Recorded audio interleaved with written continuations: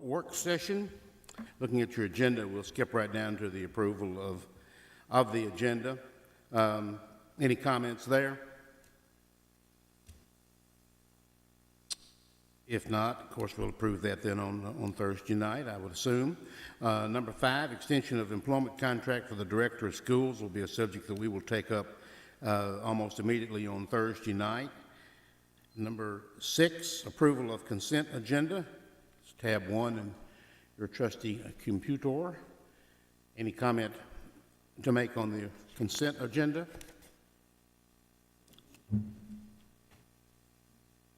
If not, if you would turn over to number 7, of course, we will have visitors, perhaps, on Thursday night. Mr. Director, you want to take it up at 8, or you want me to? Dr. James Sullivan will be here, new Rocky Fork Middle principal. So he's a Rutherford County resident, lives Christiana area, but he'll be with us that night. Starts, I believe, February 6th. Is that his first day, Ms. Barnes? That's what I was thinking. Number 9 is recognition. This is the Secondary Principal's Assistant Principal of the Year of Tennessee. We've been really kind of fortunate there. Miss Sereno Siegel was won this once. Toya Ruiz, when she was at Laverne, won this and is now at Oakland Middle. And of course, this is Amy Conifee Marlin. So kind of goes to the quality of the people that work for us, I think, very much. The instruction practice in K-12 mathematics classroom, they're going to share a little bit of that with you. We're going to some of the integrated math, some of the other things that we do. It's much more hands-on than it used to be, activities, that sort of thing for students. We kind of give you an overview for that. I believe Ms. Powers is going to kind of head a little bit more of that up for it. The work ethics for graduating seniors, number 11, Ms. Tyra Pilgrim will do that presentation. This one is the one for the diploma that the Chamber of Commerce also is talking about purchasing the seal that goes on their graduation diploma. It will be a green card if we approve it and all for them, you know, for their card around their neck, which is the workforce environment people. I was at a construction council meeting last week, and Ms. Duffield invited them and is sending out messages to other business people in Rutherford County. So we may see several business people here Thursday night to hear this. Some of this has to do with the soft skills and that sort of thing that they're so concerned about. So may have several influential, very good people here for us Thursday night. But she gave you tonight a copy of the presentation, I think. This gives you a chance to look over it and kind of skim it so that you can build some questions for Thursday night to ask her specifically about this, because we need to get it in place and notify seniors and all that would be have the potential for that. So, number 12? Number 12. Number 12 is the 2017 summer school calendar. The instruction department is requesting approval of the 2017 summer school calendar. Plans are for high school course offerings. They're recommended to hold summer school for only high school students. The high school site will be Blackman High. High school first semester course offerings will be from May 30th through June 23rd, 2017, while the second semester will be scheduled from June 26th through July 21st, 2017. Transportation services are not provided. Tuition will remain at $100 per 1/2 credit for high school courses, $200 for driver education. And the motion is to approve the instruction department's request for summer school sites and calendar as presented. We're one of the last school districts that's offering summer school. We're seeing what you see now in summer school. There used to be a lot of credit recovery. There still is some, but you're seeing several magnet school students and all that like to get the half credits out of the way, or actually going for part of the summer school where they're building more credits than they need to let them take certain CTE courses or other things that they prefer. But it does give also an opportunity for kids to make up credit and graduate on time with their peers. And so they can actually get 2 courses, one the first semester, second semester, so they can pick up 2 credits in the summer. We have some summer school students will actually do it online. But if you remember at one time, we used to have 2 middle schools, 2 high schools. It's now down to, and we offered transportation for a little while early on, but now it's down to 1 high school. So the numbers have kind of declined over the years. At some point, it may be one of those things that we want to take a look at and say, do we want to continue it? Need to let them know well ahead of time, but as we get more robust in our online opportunities or offerings, that would make sense and probably a good way to go. Any questions up to this point? We haven't had a question. We have maybe gone a little bit fast here. 13, if there are none. 13 is the policies that we revised on the 17th, and you all are familiar with those, but we need to read them aloud, I guess. So, Mr. Director, if you want to do that.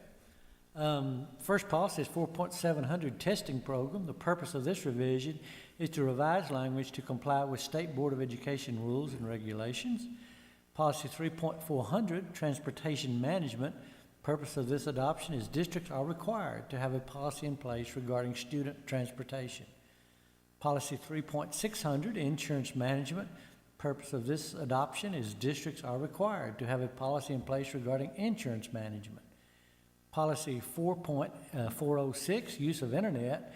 This is to add language specifying internet safety measures will be provided on district-supported devices, clarify the manner in which notice is provided regarding internet safety measures, and include provisions regarding employee use of social networking.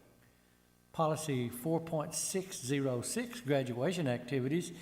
This purpose of this revision is to include language regarding community service recognitions for graduation. Policy 6.200, attendance. Purpose of this revision is the state boards require attendance policies that address the excusing of absences for reasons including but not limited to injury, illness, pregnancy, hospitalization, homebound, summons, subpoena, court order, military, college visits, school-sponsored or endorsed activities, death of a family member, and extenuating circumstances determined on a case-by-case basis. Policy 6.414 is prevention and treatment of sudden cardiac arrest. Purpose of this adoption, districts are required to have a policy in place regarding prevention and treatment of sudden cardiac arrest. Policy 5.701, substitute teachers. Purpose of this adoption is districts are required to have a policy in place regarding substitute teachers. Policy 6.505 is students in foster care. The purpose of this adoption is a new amendments to federal law creating a process governing the placement and transportation of students in foster care. Districts are required to adopt a policy reflecting the amendments. And so the recommended approval of the motion will be to approve revisions of 4.700, 4.406, 4.606, 6.200, and adoption of policies 3.400, 3.600, and 6.414, and 5.701, and 6.505, and first reading as recommended by the Policy Committee. I saw an interesting thing today, a new bill in the legislature requiring all schools to have an AED device. I think we're ahead of that one a little bit, but that's a bill in the legislature this year. Any questions on any of these? I know we discussed them at the policy, but you may have something that you wanted to ask in addition to what we discussed last Monday. If not, number 14, Mr. Director. 14, each year we submit a differentiated pay plan to the state for approval. So this is a differentiated pay plan for the 2017-18 school year. The differentiated pay plan submitted to the state each year will be revised to include a signing bonus for world languages beginning in 2017-18 school year. World languages has become increasingly hard to staff, and the $3,000 one-time bonus will serve as a recruitment incentive.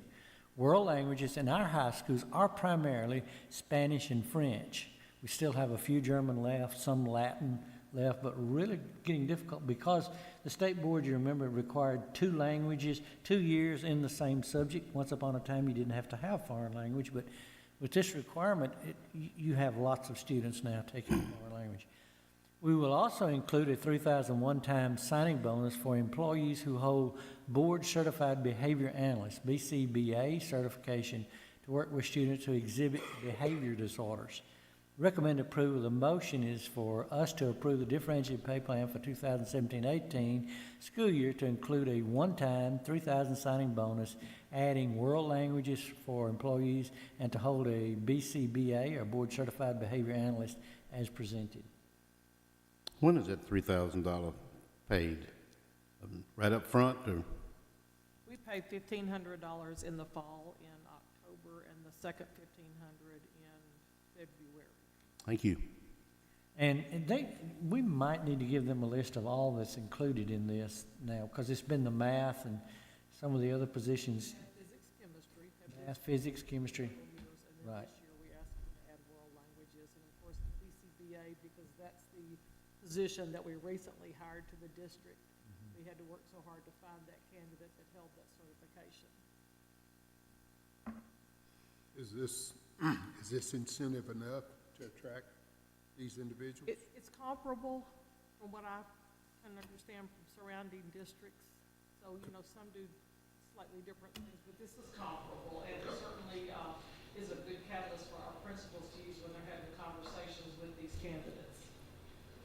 Well, the reason we wanted to go ahead and put it now, we're not submitted to the summer, but Ms. Barnes has a recruitment fair coming up. So if the board has already passed this to be added, I think it gives us a little bit more incentive with people who visit us. And if you'd like to know tonight, she can kind of give you an update. Not all of, Mr. Zago's not here. Ms. Barnes is going to leave very shortly. So let me just tell you, we have going on across the street, we have our Administrators Academy that's going on. It was scheduled to start tonight. We originally didn't have a board meeting, so everybody been notified. Last year, we had the Teacher Leadership Academy. The year before that, we had another Administrators Academy, but we added quite a few assistant principals. So, Yeah, I think we hired 11 candidates out of that. yeah, they are getting jobs, a number of them. So, you know, 3 years in a row, we kind of do teacher leaders, and teacher leaders are some of those that do your RTI or do leadership. They really don't want to be administrator, but they're teacher leaders too. So we've been through 3 years of that to, and we'll share with you. Told Ms. Barnes, I told Mr. Zago, give you a list of the topics that these administrators cover. So we'll put that on your desk too, so you can kind of see what they'll cover during the weeks of this academy. We have more, how many's on it finally? Was the final list 33 people this time, I think. Latin, I assume, is extremely difficult to fill. Does that be fair? Latin. Math is always difficult to fill, yes, sir.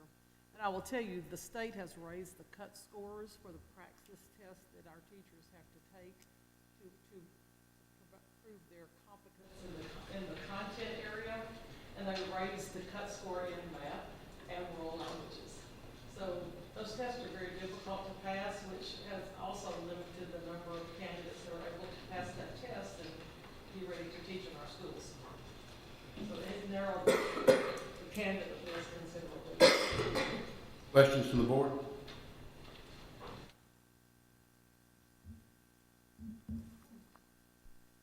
Moving on then, Ms. Barnes, anything on insurance tonight? Okay. That's during the day, isn't it? You'll have a meeting, you'll have a thorough and complete report that night, right? Mr. Sandvik will. It seems to be the first he's heard of it, but that's okay. Mr. Director, update? A couple of things. You know, we're preparing for tomorrow night's presentation for Health and Education Committee for the two items that we have on this agenda, the Rockville High School and the purchase of our property on 840. Was really nice. If you followed the paper or the News Journal this weekend, one of the things on Sunday's paper yesterday was 840 Growth Corridor. So we'll prepare that for them. That talks about 100 homes in enclave in Berkshire. Company recently launched the preserves at Stewart's Creek nearby. New neighborhood 840. They're planning 140 houses. So there's a lot of comment about the growth. They said $1,000 is all someone needs to move into a new home. So says Old South is one of 4 home builders launching nearby South Haven neighborhood located along I-840 and Amerville Road. which is, again, where we're looking at the property. And that neighborhood will house 571 homes. So just, I mean, it really is coming at a good time for us. This morning, I don't know whether you picked up again, where they each, and the title of this little article was Developer Pays $4.6 million for track in Christiana. And this is about 40.3 acres on Shovel Highway near Oak Meadows in Christiana. Then another one, January 10th, New South developed 79.99 acres along Armstrong Valley Road in Rockvale. So this fits our Rockvale High School with some of the things. So again, we'll kind of point that out, since that's independent really from us, another evaluation. The other thing that I want to point out to you, you have also a copy of today's attendance detail membership. But I am seeing something that I do not recall ever seeing during my time. The second sheet underneath that, at the end of the fourth month, which was December the 8th, 2016, the ADM that we sent to the state was 43,708. Look at the membership today, 43,836. I can tell you, now, and what's really strange about that, over the end of the first semester, we graduated 38 students. Holloway had the most, which you usually do at 26, and there were one or two or so at other places. They receive all of their 23 credits, and they'll very often come back and walk in the spring, but they've completed their high school requirements. So when you look at 43,836, the ADM will be a little bit less than that because there are a few partial students across the district that won't earn a full, they're in membership, but they'll not earn a full ADM. That might be a student for health reasons that's attending a partial day. It could be a few seniors or high school students that do not need 7 periods of courses at school and may have early out, but those numbers are not huge, usually 40, 50 or something like that. But for some reason, the acceleration of people coming to our school system, this year seems to be accelerating even over the Christmas holidays. Maybe subdivisions, maybe apartments being completed, but we'll point this out tomorrow night. We now have 17 schools, if you'll notice, that have a 4% or higher growth for this year. And some of those in the very places that we're talking about, either building a high school or purchasing property. So we have a good, strong argument, I think, and we'll be able to show the need, hopefully tomorrow night. But I just haven't seen this before, that this much growth in a very short period of time. Looks like the start of school almost.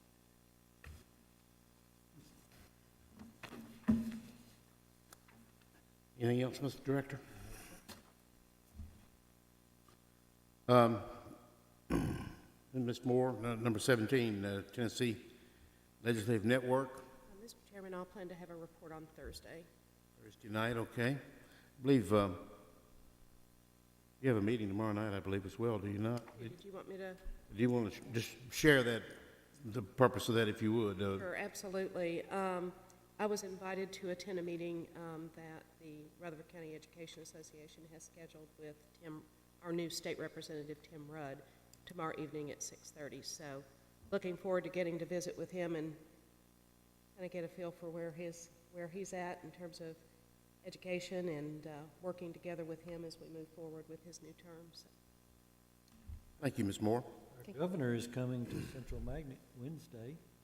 He's requested an audience with Dr. Ash and myself early on, and he's going to visit Kyle Prince and all.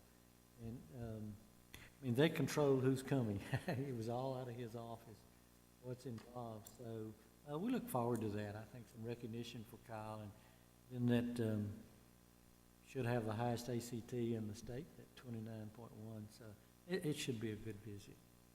Great. Thank you both. Mr. Holloway, number 18, federal. The Tennessee School Boards Association participates in an annual conference in Washington, D.C. that is the Federal Advocacy Program, and that is coming up in the next week.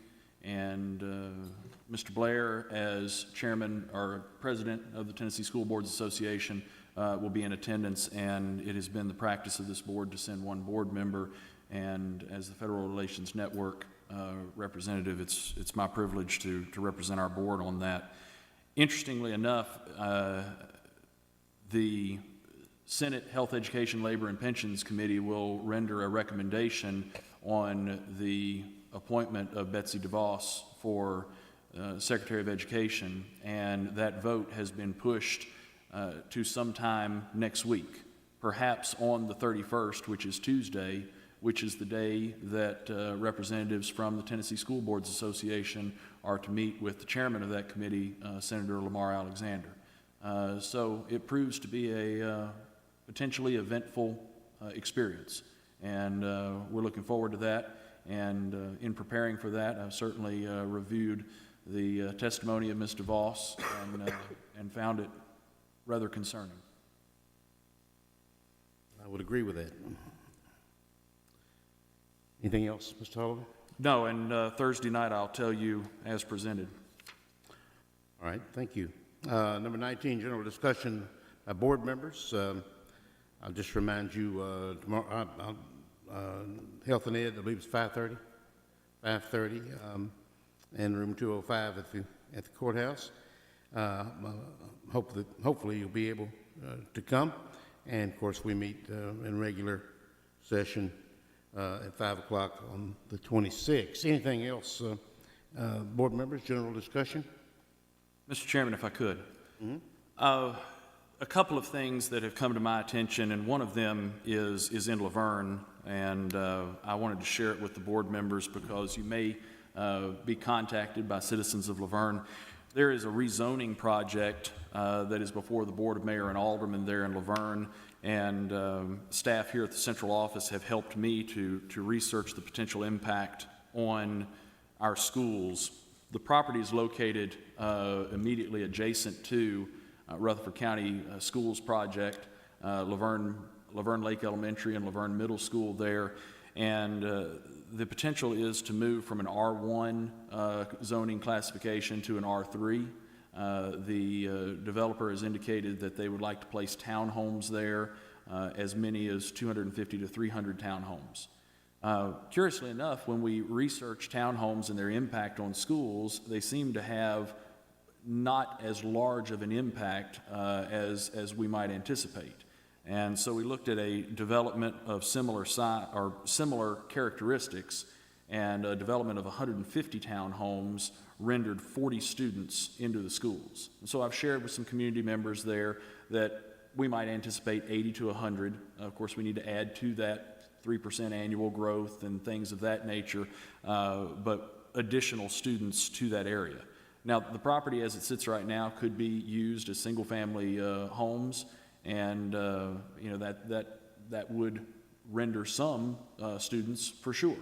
And so it's something that will come up. There is a meeting on February 7th that they'll take public comment at Laverne City Hall, and it's very passionately debated in Laverne right now, and if you happen to not be aware of it, I wanted to share that with my fellow board members. Thank you, Mr. Holliday. Anything else, general discussion, board members? Pardon me. Yes, Mr. Holliday. Two more things, and I will hit both of these. I was thinking, I didn't know if anybody would have any questions for me, so I paused there. But Blackman High School, we are doing great running through this agenda tonight. I didn't think I was going to be able to make it to their second annual Capstone Gallery Walk, but it starts at 6 o'clock this evening. And so at the pace we're on, I'm heading in that direction. So I raised that to my fellow board members. I also got a letter from Stewart's Creek High School about an event that they were having, and you probably got this letter as well, but there was one sentence in here that says, "It is also an opportunity to thank our family, friends, Rutherford County, and the town of Smyrna for their continuous help in making Stewart's Creek High School a beacon in our community, county, state, and nation." And as I read that, I thought to myself, it's almost like they think of themselves as if they're doing something that impacts far beyond just our community here. It's like, well, I thought it was really impressive.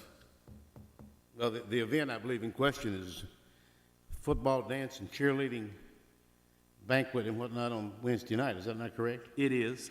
I believe we were all invited. I think we all got Mr. Hodges saying that he did, and I believe Mr. Estes did. So I don't know who's going. I'm going. I don't know Well, who else is going, but yeah, and the week is laid out to where I'm going to be able to go as well. But I just thought it was really interesting. Community, county, state, and nation. It was almost like that they consider themselves a pebble in the pond. I'm just saying. there's that pebble again. Well, I think the letter, I believe, came from Dr. Harrell and also from Gary Malone, who does a lot of his work for him on the invitations and whatnot. But anyway, we're all invited. I think there's, I don't really know, to tell you the truth. You've got the letter, but I believe there's some food involved here early. It's not a banquet, a sit-down thing. I'm not really sure. And then they're going to give out awards and talk about what they're contributing to the community, which is considerable. Anything else from the any board member? I feel agenda in our future and done, and an adjournment is right here. And Blackman and Oakland girls tip it off in 34 minutes at Blackman. We are adjourned. Thank you. Right.